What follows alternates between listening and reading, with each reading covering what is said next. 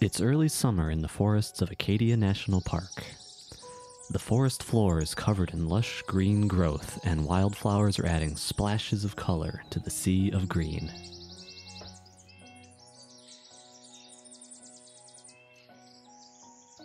High up in the trees, a barred owl watches for movement, but she's not trying to feed herself. She has not one, not two, but 4 mouths to feed. These young owls are finally able to stretch their wings after having spent 4 to 5 weeks cramped inside their nest tree. When they first fledge or leave their nest tree, they can't fly very well. As with everything, however, practice makes perfect, and they are soon flying gracefully from branch to branch. Most of the time.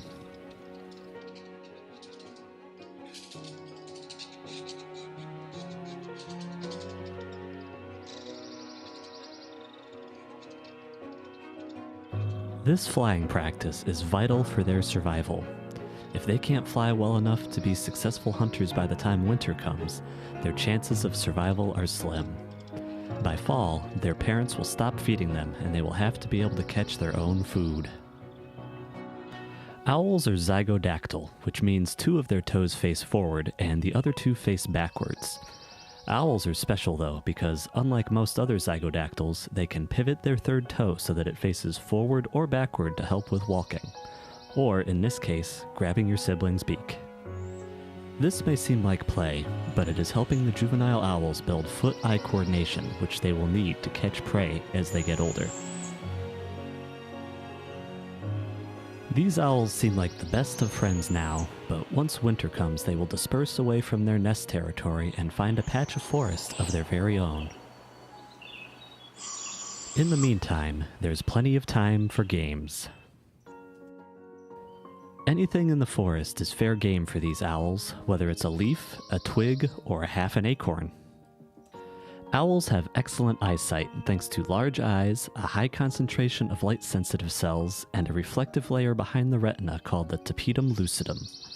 However, these adaptations for nighttime vision mean they can't focus on close-up objects very easily, so they use bristles around their beaks to help compensate. Their eyes are so large that there isn't any room in their skull for muscles to move them around, so owls have to turn their head wherever they want to look.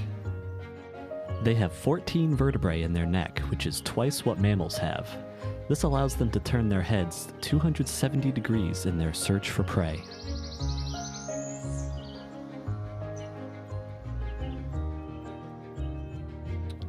Owls also have excellent hearing. Their ears are placed unevenly on their heads, with one ear being higher on the skull than the other. This allows them to pinpoint sound in both a vertical and a horizontal axis, giving them an exact location of their prey, even if the animal is covered by leaf litter or snow.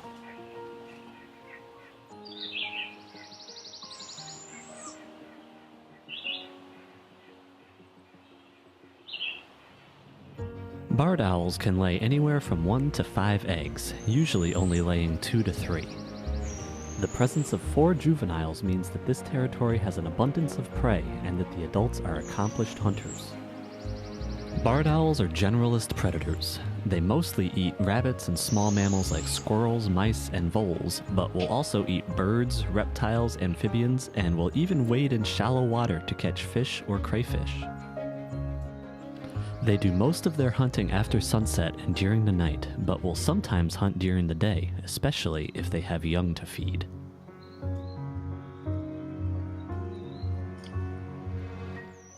Barred owls are among the more commonly heard owls. They are very vocal during the breeding season, and their distinctive "Who cooks for you" call can be heard echoing through the woods at all times of the year.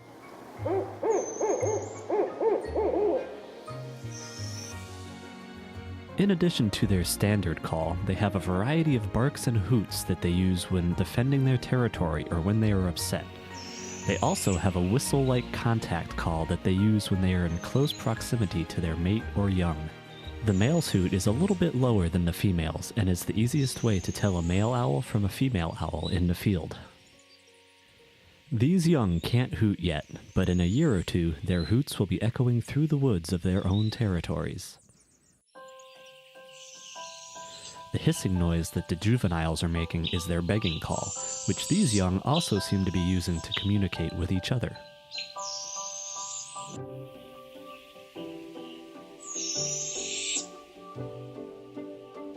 For now, the parents are still bringing food, like this earthworm, but the juveniles will soon be fending for themselves.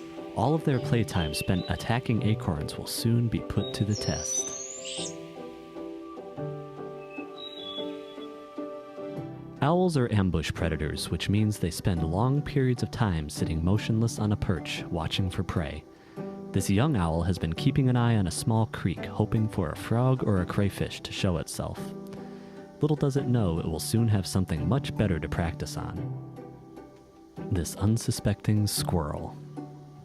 Fortunately for the squirrel, the owls are still trying to play rather than hunt.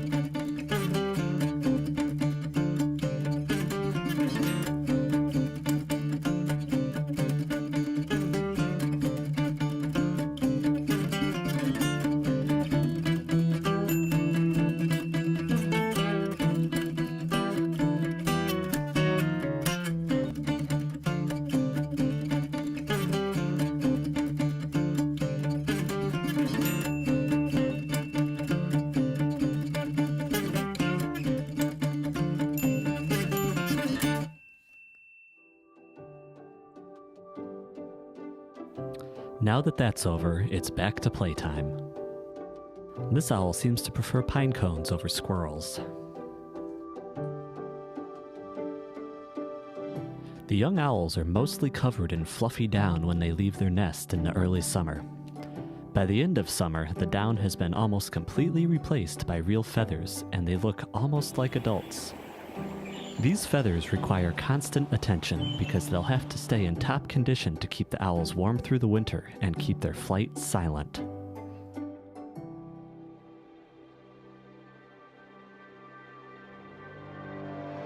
As the end of the summer nears, the young are closer to going out on their own. Not much is known about how close to home these owls will stay. The few studies that have been done have showed owls dispersing as little as 5 miles or as many as 1,000 miles from where they were born. No matter where they end up, these owls had a great start in life thanks to the skill of their parents and the protection of their home inside Acadia National Park.